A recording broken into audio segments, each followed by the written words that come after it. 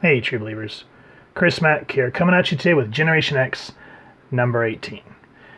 So, I had to take the club channel down and delete it. There were some things that went down and it was just unavoidable. So what I'm having to do is certain videos that I had backed up, I'm re-uploading. Other ones like this, I'm having to re-record, which is a pain in the butt. But I hope you all can bear with me as I get back through this, because it's going to be a cluster to upload the almost 270 videos that I had. But just bear with me, and I promise that we'll get through this just fine. So this is part 14 of our Onslaught event, and I promise I will continue. I will go back and re-upload the ones I have and re-record the ones that I don't, of the ones that we've already done, and moving forward as well. Now this was a good read. This was also written by Scott Lobdell, so he was doing Generation X and Uncanny X-Men during this time period, and I like that he's able to keep everything relatively cohesive. This came out in August of 1996, and this one is called For the Sake of the Children, and it is aptly called that. So, I like how it says by Scotty, so Scott Lobdell, and then Chris Bachalo doing the art with Mark Buckingham, Richard Starkings and Comicraft doing the lettering, Steve Buccellato doing the coloring, Malibu, the enhancements, and then what I love here is, Bob Harris. He always makes me laugh. Mr. Harris, teacher, love it. Very much works for this book. Now, when I first opened this up, I went, oh my goodness, that is a lot of reading. But what you come to find out is, it says, Dear Sam, when you used to write letters home to the Girthy estate about all your tales of wonder regarding the new mutants, I'll admit now I was skeptical.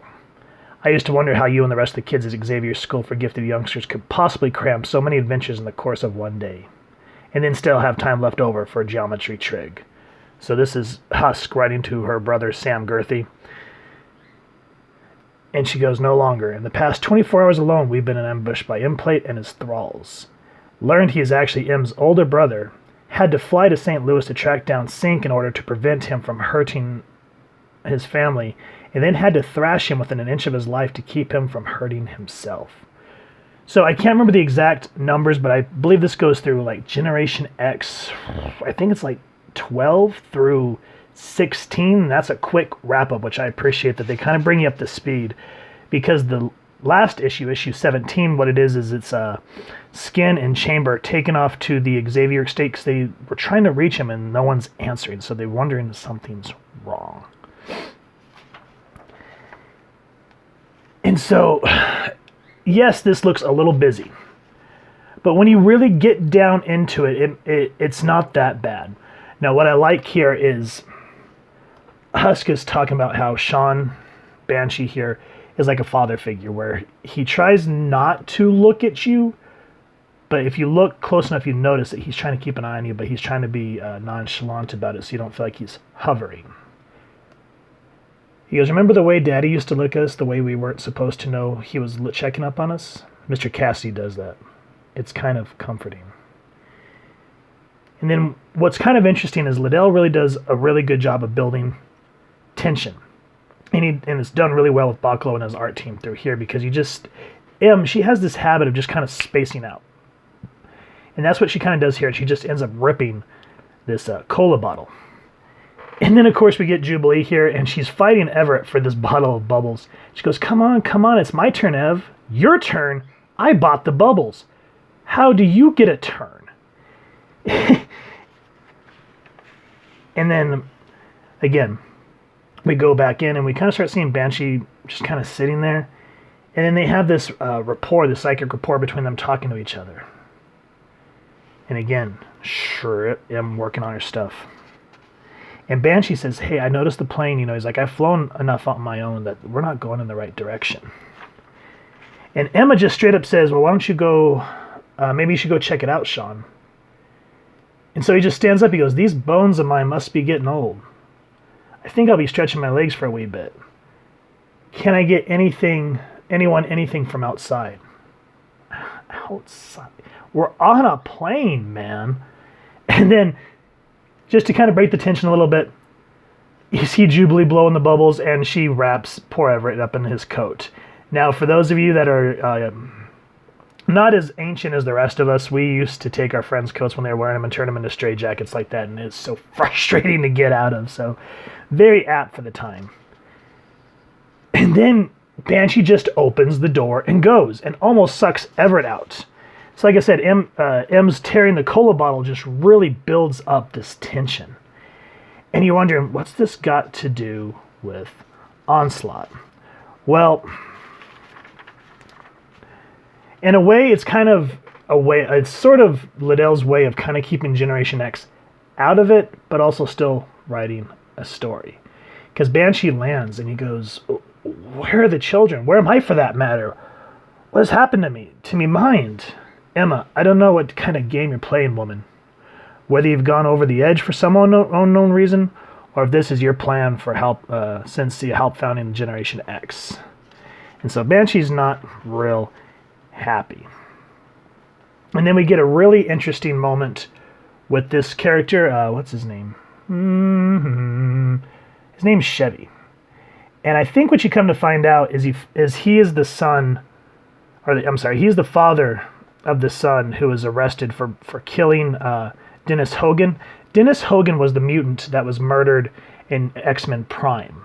So after the Age of Apocalypse and Prime kind of brought everything back to normal, there's a mutant that was killed basically on the doorsteps of the Xavier mansion. And that was another kind of match that was lit, that pushed towards Onslaught. And so there's a really interesting moment here with Penance. And now, I don't mean to be mean, but Archie and Leech, or Artie and Leech, I didn't like them in X Factor back in the day. And I really, really do not like that they brought him into Generation X. I don't mean to be mean. I know that they're Morlocks, but they're just so boring to me. The X-Force annual that we went over, that Shatter Shot, which I will re-upload, there's a backstory in there that has Artie and Leech, and I just completely flew over because I was like, I don't care. Now, if I'm missing something with them, let me know down in the comments, because I love to hear difference of opinions on why these characters may be good or why they may be annoying. So let me know. And so anyway, Generation X lands, and then Jubilee says, we're not in Boston, and this ain't Logan International Airport.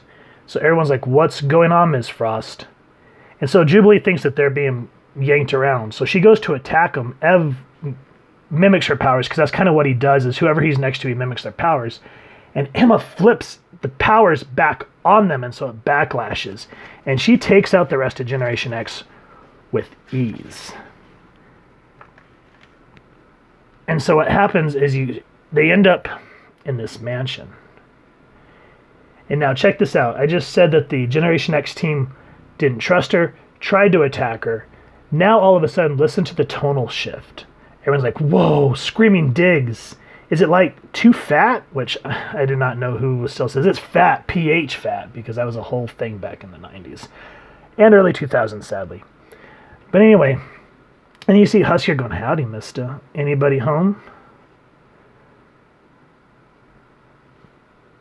And yeah, just everyone just does not seem the same. So what is Emma doing to these Generation X students? Yeah, I don't want to give it away. I know this is an older book, but I want you guys to go support your local comic shop and pick this book up. Or if at the time of this recording, if the lockdown's still going on, call your local comic shop, see if they have it in stock, and see if they can either mail it to you or drop it off at your doorstep, because my comic shop did that for me. I obviously not going to leave the house with my infant son, and so I called my comic shop, and what they did is I paid over the phone, and they delivered the comics to my house, but with the distancing, they left the box on my doorstep and just let me know that it was there. So that was really cool. So if you can do that, cool. If not, check online too. You never know. So with all that said, if you guys have enjoyed this comic book or this review or both, we'd definitely appreciate it if you take a moment to hit like, share, and subscribe. Helps the club channel more than you possibly know. And so for those subscribers that refound our channel, please make sure to spread the word that we had to do some maintenance and we took down the channel, which made us lose our subscribers in all our videos. So we are currently working on getting that all back up and functioning. I even have to get new gloves. My poor Batman gloves finally bit the dirt. So anyway, I hope to hear from you guys. either down in the comments below, because we love to have a dialogue with everyone, or on our social media pages, which I will make sure to leave the links down in the description below. So again, I hope you all continue to have an absolutely amazing day reading, and happy hunting, true believers.